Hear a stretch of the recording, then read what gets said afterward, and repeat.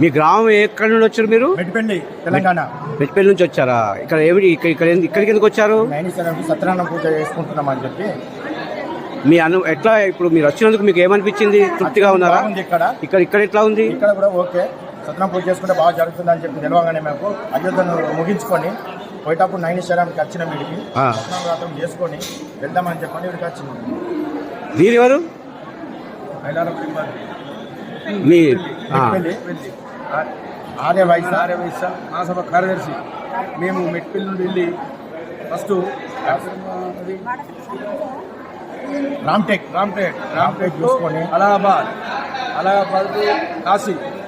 కాశీకు అయోధ్య నుండి చక్కగా నైమిషారానికి వచ్చాము. ఈరోజు ఇక్కడ సత్యనారాయణ చేసుకున్నందుకు చాలా సంతోషంగా ఉంది.